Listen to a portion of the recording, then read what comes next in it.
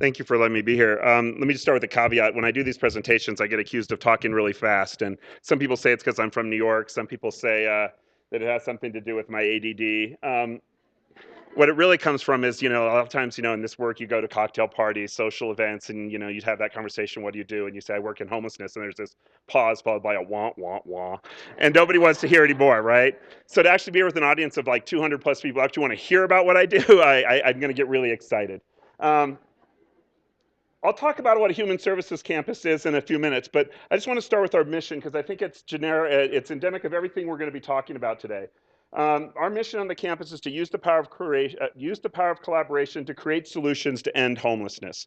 And there's two themes that we're going to go through. The ending homelessness you've already heard about. I'm going to talk about how we can bring that down, not just in the housing first model, but how that should apply to all of our delivery systems, whether it's emergency shelter, outreach, and those other systems. The second thing is collaborations in system, and hope our campus experience will give you some insight into some of those collaborative needs in creating those systems of care. In a lot of times when we have these community forums, I think there's kind of two competing narratives that are going on right now, and we have this sense that they don't work together. On one hand, we have this need. We heard from our business community or your business community. We hear the same thing from ours. We need to clean up our neighborhoods. We need, my business can't function. I can't, the police, I have neighborhood safety and public health issues that are attributable to homelessness. And the problem is when we take that path too far, we get into the issues of criminalization. We get into issues of containment. In our community, we didn't build it. We just opened a parking lot, and we had 250 people a night sleeping on a concrete asphalt parking lot so that they weren't in our skid rows and in our neighborhoods. That's not a humane solution, and that's not a long-term solution. On the other side, we have the side that I represent, or most of us represent, which is the human services side. And there we say it's about engagement, it's about compassion, it's about all these type of things. But the problem is, we get into this issue of enabling. I'm going to talk to friends from the police department. If I have a problem on the campus and a client decides to get into a criminal behavior, attack another client, one of those type of issues, how long is my anticipated response from the police expected to be? Minutes, right? If it's more than 5 minutes, I'm sweating. If it's 10 minutes, I might as well, quit. But the reality is the police, in our community, we've told the police, believe in housing first. We can get people housed. We can do these things. And yet, they say, okay, we're going to go with you on this. And we're not just going to arrest our way out of this. We're not going to, we're not going to do sweeps and all those kind of things. And so, we'll call the number that you give us. What's our anticipated response on that? If we get to you, maybe in a day, right? And when we do get there, what do? We hand out a water bottle, a blanket, maybe ask some questions, maybe do an assessment, maybe try to get them to the shelter. And the usual outcome is they're right back out there a day later, still causing a problem for the neighborhood that the police have to deal with, and those type of things. And so we think of this contrast. But there's two things missing in this model, and hopefully we can speak to that today. The first thing is both parties have the same interest. Homelessness needs to end for the client, for the police, for the neighborhoods, but most importantly for the individuals experiencing homelessness. And that is our job as providers to make sure happens. The second thing this leaves out is it's really just a conflict of timing. Yeah, sweeps and those things are very effective on a short-term basis, but we know they have this long-term impact of people constantly in and out of the system and coming back. It's not a long-term solution. And our kind of emergency interventions aren't quick enough to meet the needs of the community, the police, or the client for that matter. So let me say with that background, let me explain a little bit what the Human Services Campus is, because the Human Services Campus comes out of that duality. The Human Services Campus is a 12-acre facility located right in the middle of downtown Phoenix. What we do there is we have 15 different agencies co-located to provide pretty much any legitimate resource a client needs to end their homelessness. We have emergency shelter, we have a healthcare for the homeless clinic, we have a safe haven program for the mentally ill, we have mental health services, we have EMTs on site, we have job services, we have pretty much anything. We have an ID service for people to get their IDs, legitimate IDs. We have everything that clients need. On the side of what you don't see in this picture, that's our campus. That's in the middle of downtown. If you were to go 3 blocks to why do we have a campus in Phoenix, I guess is the question. If you were to go like 3 blocks west, you see our state capitol. The state Supreme Court's windows look directly into the Human Services Campus at the 1,200 people a day on the lawn in the area accessing services. So we have that pressure. If you go 5 or 8 blocks the other way, you have the city hall, you have the county seat, we're the largest county, obviously, in Arizona. You have all that government work, not to mention you have our two of our three sports stadiums, we have our convention center. And so there's obviously, when we built this campus, as much as I like to say it was this kumbaya moment of outreach and collaboration and social service partnership, there was also a huge pressure to clean this issue up in the downtown. And so again, on that level, we've been very successful. Crime in this neighborhood is down, I think, over 70% since we've opened the campus. This used to be our Skid Row with, basically 1,000 people out on the street. Now at least we have a safe place for people to be where they can access their basic needs. I forgot to mention, we also have St. Vincent de Paul, our largest dining hall service, so basic needs are met first and foremost. But where we've failed is we've co-located a whole bunch of programs. The reality is that I've been there 18 years. The number when I came down to that neighborhood was 1,200 people. Those 1,200 people, because we didn't have coordinated services, we had about 400 or 500 in the shelter, and then we had another 800 out in the community. Built the campus. Now we have about 500 or 600 inside a shelter. We have another 600 or 700 in overflow facilities. During the day, we see 1,200 people. It's the same 1,200 people. We have not solved the issue. We've band-aided it, we've hidden it, we've done all these good things. That's great for the community, but it is not helping homelessness. So I'd like to give another way of thinking about this. And if you're any kind of speaker, you have to have your access chart, right? So this is kind of my take on how to maybe think about it. Think of two axes. On one side, you have engagement, empathy, client focus, all the things you've heard described today, kind of the core of outreach. On the other hand, you have the lack of that. The other piece, and I think this is one that we really need to talk about, and I think Lloyd talked about a little bit, and you've heard a little bit of, is accountability and expectation. And on the other side, the lack of accountability and no expectations. If we have a lot of accountability but no engagement, to me that's street cleanups. We're going to go out, we have a lot of accountability on people. Every behavior is pretty much illegal. Everything you and I do in our house is probably illegal if we do it on the street, right?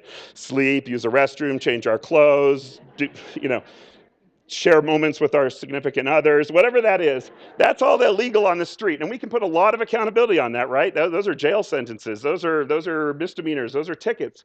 On the other hand, similarly, programs that have high thresholds for engagement. You have to be clean, you have to be no mental health, you have to be on all your medications, you have to be able to function, you have to physically. Those are huge barriers. And we get to the point where we get to the program becomes more important than the client's needs because we're so focused on the accountability, we're not looking at the engagement, the empathy, and what that client really needs. So if you go the wrong way there, you get into that type of approach. On the other hand, if you have a lot of empathy and a lot of and client focus and all that passion, this is where our faith community does so well, right? On the positive side, that's hospitality. It's opening a warm door. It's making sure that people have their basic needs met. But if you're doing that for the same person for 10 or 15 or 20 years, what are we really doing as a community? What outcome are we really having happen? Are we really being helpful? Are we really meeting our mission? No. And so again, if you have high engagement with not a lot of accountability, you're going to end up in this world of enabling. You get into the point where the same person's out there forever. Obviously, nothing. If you have no empathy and you have no accountability, you have a Skid Row, right? You have Los Angeles downtown. You have those things that we hear those horror stories about. And so really where we need to put our energy is up here, and that's really what Housing First is about. First of all, it's about all the things you've already heard today. It's about engagement, it's about empathy, it's about client focus, and I'm going to talk a lot more about how we as a campus have done this practically to put this into place. But more importantly, there is accountability and expectation, and not just on the client, but on us as providers to solve this issue, and that's really I want to focus. And when you do that, you have these amazing outcomes that you've heard described today in all the different presentations. So for us as a campus, our core principles that we've really started adopting in the last year or two, the first and foremost is that homelessness is an unacceptable and an unsustainable lifestyle. Again, not just for the community, not just for, the economics, but literally for the person experiencing homelessness. In Maricopa County, they did a health assessment they took the homeless, we have what do they call it, like a death count where they track the number of homeless deaths, they look at the causes. A homeless person in Maricopa County, especially one who's been on the street for any amount of time, if you die homeless, if a homeless person has a 17-year less lifespan in Maricopa County than a housed person in Maricopa County. We are literally killing people by keeping them on the street. Secondly, all the research shows, the basis of all the things you've heard today is and it goes to the community, it goes to all those things you've heard earlier, is the longer a person's on the street and experiences homelessness, the more likely they are not only to stay on the street, but to repeat that homelessness. So it is absolutely imperative. There is a time frame on us as providers to end this situation as quickly as possible for people, if we are to have ever a hope of permanently ending this issue. And then the big one you've heard today is about being client focused. First of all, homeless individuals and families, they are all different. They all have different needs and backgrounds, different presenting issues. But one thing, and I think you heard a little bit, you keep hearing the term strengths-based. We focus so heavily on the negatives of people's barriers and the things they have to overcome, and we don't talk about their strengths at all. And I'm not going to comment. I don't know how case management works in all your different agencies, but in Maricopa County, at the largest provider that does most of our case management on the campus, it takes 2 weeks to get to a case manager. When you get to the case manager, they sit down with you, and I think a lot of case management works this way. I'm going to basically put through an interview that puts you back through all the trauma that you've experienced in whatever period of time you've had this trauma, right? I'm going to talk about your mental health and what's happened about that. I'm going to talk about your arrests and all your correctional issues. I'm going to talk about, in some cases, there's agencies that ask about sexual abuse and your sexual practices. I'm going to run you through all that gambit. And then at the end of that interview, I'm going to turn around and give you a piece of paper that says, this is all the stuff that you suck at. You're not good with budgets. You're not good with your money. You have a hard time holding a job. You can't keep your ID to save your life. You have a mental health problem that you're not medicating, right? And then I'm going to give you a referral slip and go, come back to me in 2 weeks with these things fixed. And then we'll talk about the next level of housing, the next level of service, the next level of intervention that I'm able to provide for you. Imagine if you and I had to do that to go get like a home loan, right? Like, if you're going to get this home loan, you have to promise me you're not going to use it to do bad things in your house. You're not going to, cook certain foods. You're not going to like have the wrong friends over. We wouldn't do it, right? But yet that's what we put our clients through, and we talk about a lot of our case management models. And so again, and then also focusing on the strengths. We have a client on our campus who's been there for a little while, I'm embarrassed to admit, but he basically paid off 5 years worth of court fines of about $350 a month by canning. I can't tell you how many cans that must be to meet that need. So to say that that person doesn't have a strength or a resiliency, that's more patience, discipline, and he actually went to the point of cutting deals with neighborhood businesses so that he could get exclusive rights to their cans and clean up their cans. If that's not a strength, if that's not entrepreneurship, why aren't we focusing on that, and why are we focusing on those negatives? Another big one is obviously, and this is where the faith community just gets it so right, everybody should be treated with dignity and respect, no matter what their situation, what their condition. You have to treat people with dignity and respect. And then the big one, meet clients where they are. You've heard this over and over and over again, and that doesn't just apply to where they may be in their social issues, or where they may be in their, with their barriers, demons, whatever you want to call it, but it's also temporally. I got to be available when they need me.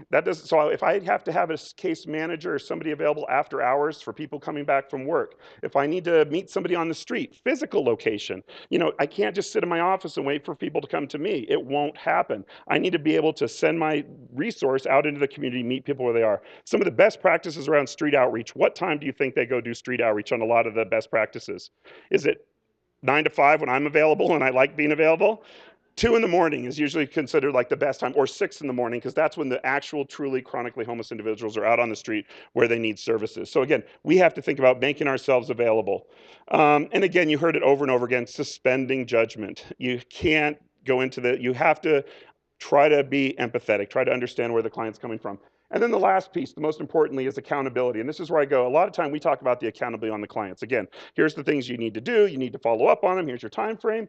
We need to put that same pressure on us. And the way we say it on our campus, at least with our teams, is service is voluntary for the client. So you heard about Housing First. The model is when the client's ready to engage, when the client's ready to make these changes. But it is mandatory for us. Just because the client doesn't come to our office does not mean that that client does not need services. It is not imperative on us to find ways to get into that apartment, to talk to the individual, to break down those barriers and connect.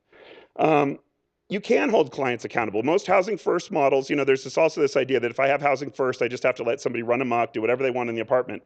The key is when you use accountability for your client, and this is at least I understand it, is that it has to be based on the actual presenting behavior, not on a status, not on a condition, not on a history, not on those other things, but literally, if a client is in your facility and they're hitting people and violent and doing things threatening, Obviously, they have to maybe take a night out. Obviously, they may have to be in a different location for that program. But the key is they should be able to come back the minute their behavior complies with the overall needs, with the setting. So on the shelter, we just took over the overflow shelter that was being run in our community. We've tried on a temporary basis until we come up with these long-term solutions. And again, basically nobody's given a permanent night out unless literally it's criminal activity.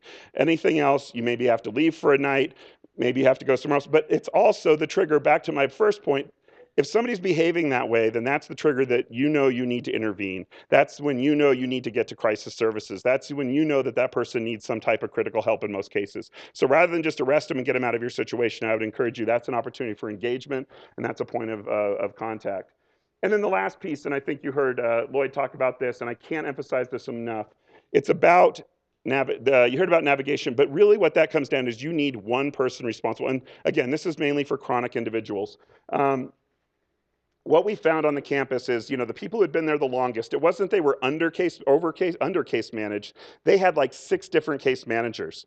When they were in the shelter, they had a shelter case manager. When they got kicked out of the shelter, they had no case manager. Then the outreach team picked them up, and the outreach team started a case plan. And then they went to the Safe Haven program, and they started an outreach program. And then they went to the mental health provider, and they started a case manager program. But the problem was whenever somebody was out of that system, maybe they disappeared for a week or 2, went to jail, then they closed the file, put it away. Every one of those case plans had the exact same recommendations, the exact same projects, the exact same next steps, but nobody ever followed through on it. One of the things we're really working on in our permanent supportive housing programs, and you heard Lloyd talk about, you need a person responsible. And the best analogy I can make is as a parent. As a parent, it is my job to make, it is not my job to be my kid's algebra teacher. It's not my job to be my kid's speech therapist, his baseball coach, but it is my job to be responsible to make sure all those systems work around the client. And that's really what this navigation's about. It doesn't necessarily have to be the behavioral health specialist, but it has to be somebody who knows how to coordinate those systems and get those systems into the person's life. From a systems change, I'll just real quickly say, as great as everybody in this room is, as committed everybody in this room is, not one of you in this room, not me, not any of the experts that have spoken today, not any of the funders, not HUD, not the president, has the ability to solve homelessness by themselves or just with the resources at their disposal. It absolutely takes all of us working together, all of us utilizing our specialties and our resources to have change. And so really on the campus, that's really where we are now, is how do you take those 15 different providers on the campus and create one seamless service project? Not each of the agencies on our campus is its own 501c3. They technically can do whatever they want, but how do we make it for the client a seamless project? Things are, again, you heard a lot of these things, and we're doing things on the campus. Prioritization should be based on acuity and community priorities. One, for scarcity. We only have so many resources, so to the degree we can, we need to match them up with the people that need them most, but also we need to get to the people who have the highest needs. They're the ones at most risk, they're the ones in most danger. It's a client-focused approach to prioritize those who need the services the most. To those of you who are partners in the community or providers, what we found from this systems approach, there is no new money for old things. Our shelter in Maricopa County, some of what we're doing with overflow shelter, there was no new money. And every year we're in this constant scarcity battle. I need another 200, I need another 100. And it's just not there. And I'll go down to a point I have down below. When you do new things, new opportunities open up, new resources come to the table, new discussions, and you find funding that you didn't anticipate or have before. And I'll talk about that in a few minutes. Again, scarce resources need to be used effectively. And I just want to say that doesn't mean other people's scarce resources. That means our scarce resources. I have a budget every year, and every year it is up to me to figure out that are we doing the best with that funding? One of our partner agencies, their mission every year, they sit down as part of their mission review and they say, is there somebody else in the community, they're an employment agency, is there somebody else in the community doing this better than me? And if there is, I should go out of business and give them my funding so that they can do the right thing. They are shepherds and stewards of their resources, and they always want to make sure they have the best programs. Because they have that attitude, nobody has beat them yet, so they're still in business. But we have to look at our existing resources before we start making these claims on new resources. Again, evidence-based solutions, everything you've heard described today, everything I'm describing here is based on evidence-based models. These are research-based, they're based on actual studies, actual science, as you've heard earlier today. The key though is if you have to invest in the training to implement these tools. If you're going to use if you're going to use the VI SPDAT and these prioritization tools, you have to have people with motivational interviewing backgrounds. You have to have people who know how to use some of these tools. And as a community, I would really encourage you, we're struggling with this in Maricopa County. How do we make sure that everybody has has the training, resources, and skills they need to provide these critical services. The other thing is if you're going to use an evidence-based model, you got to use the model to have the results. You can't call yourself housing first if you're not going to have a harm reduction model, if you're not going to have case managers who are available as navigators, if you're not going to have the right housing ratios, if you're not going to have the right housing. It is no good to call yourself housing first light or on kind of housing first. We have a lot of these debates in the community, but the reality is if you don't follow the models, you won't have the results. So follow the models. They're out there for you. They're easy to access. And again, ultimately, all your decisions, if you can inform them on data, practices, and inform your decisions on data where you can get it, it's absolutely important. And then the last thing I'd say to providers, and we've seen this happen in our community, our PATH grant had been in one agency for 30 years in the community, and it got pulled this year because they didn't collaborate and they didn't work with other partners in the community. And so my last word of warning to providers, you have a lot of funders in this room. If you don't show you're able to make those changes internally, and I don't mean this as a threat, then somebody will do it for you, whether it's a provider, whether it's the public will pull their funding and find another agency. I don't mean that as a threat, because that means you have an opportunity. We all have an opportunity as providers to fix our systems and make those changes so that we are able to take advantage. So what we did on the campus, real quickly, when we started the campus, we opened our day room. We had 250 people show up. We didn't know what to do with them. They were all just kind of hanging out. So and this is before Housing First. Our campus is about 10 years old, pre-Housing First. So we have a lot of people. We know these things about self-esteem and motivation. And so let's just occupy people's time. And so we got a whole bunch of case managers. We started like all these things to keep people occupied while they were on the campus. We had ballroom dancing classes, believe it or not. We had, grow a plant. We had a community garden. We had GED classes. We had all these job training.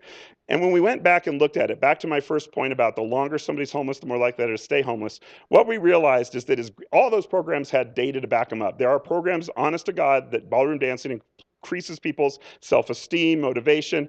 But the reality is, should you be doing that in a crisis homeless situation, or should you be doing that in your housing, right? And so are we keeping you in a 12-week program on the campus, to dance, or should we get you in housing and then try to connect you to things? And I joke about the dancing, but a better example is GED programs.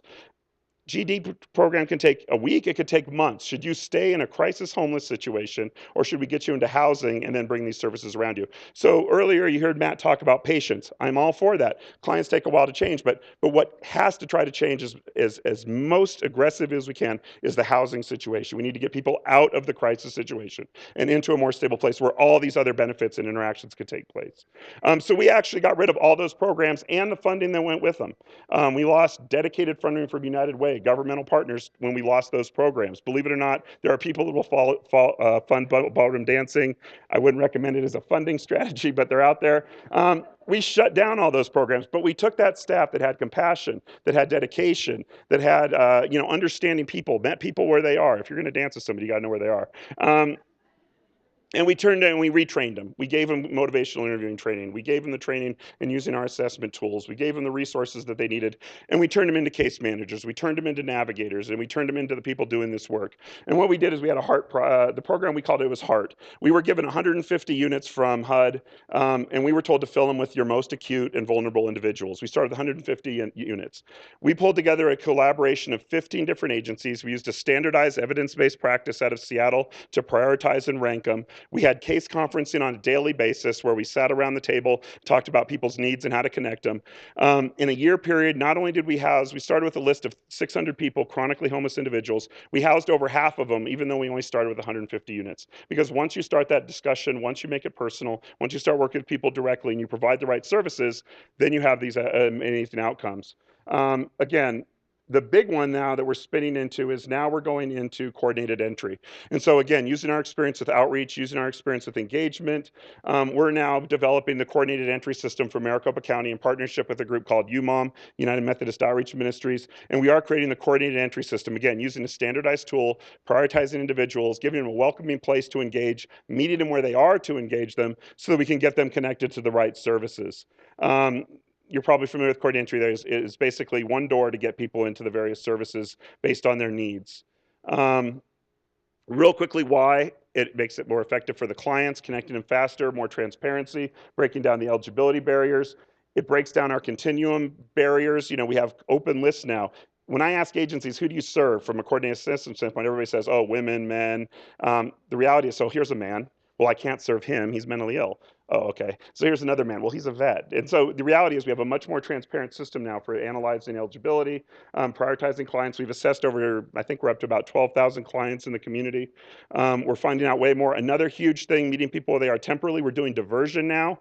It turns out, rather than waiting 2 weeks to meet with somebody to have a case conference or a case meeting, now, as part of their initial intake and contact, we have a diversion discussion. Is there anywhere else you can be that's safe, that's appropriate, that you can be for housing? We found out that basically 20% of our population needs no further homeless services if you have that first connection. We've had people dropped off by hospitals that had housing, and you say, where would you like to be housed? Housing first, right? First discussion is housing, and they say, at my house. And you say, damn it. Um, the good thing is when you're talking about a 20-day average length of stay as the federal goal of length of homelessness, that's a zero, right? So now I can work with somebody else for 40 days if you're doing the math. But the reality is diversion works, and the family side is seeing that they diverted over 400 families. Less than 10% of them are coming back through the system. So those diversions are sticking. The third reason is, I didn't think I was going to get this far in my slides, but the third reason is it's required by HARF. It's required by the funders. So back to if you don't do it, it'll be done to you. Here's an example. The HARF Act requires that you have a coordinated assessment system using a standardized tool, that it's advertised in public and easy to access. Again, and this year, for the first time, we actually are going to get funding from the Continuum. They deprioritized other programs so that coordinated assessment could be funded in our community. And I hate to make those kind of, to say that we vultured off of another program or that we lost another program, but the reality is they're doing it based on the programs that we're performing or not performing. And so again, there has to be constant churn in our organizations to make the best possible practices. With that, I guess I would just, I want to get you out in time for lunch. That's the goal of the speaker before lunch, right? Just as a thought piece, what I'd really like you to consider and really think about is honesty. This is what we had to do as an agency and what I would challenge all of you to do, whether you're in a police department and whether you're in the mainstream systems, whether you're a homeless provider, an outreach team. Think honestly about your programs and what barriers you may be creating in those programs for clients. Intentionally or unintentionally. Think through those things. What can you do with your resources to make them most effective and most productive? And how can you be a better partner to the rest of the community? How can you bring that asset to the community in a positive way? Again, thank you so much for letting me be here today, and please come to Phoenix and see what we do. Thanks.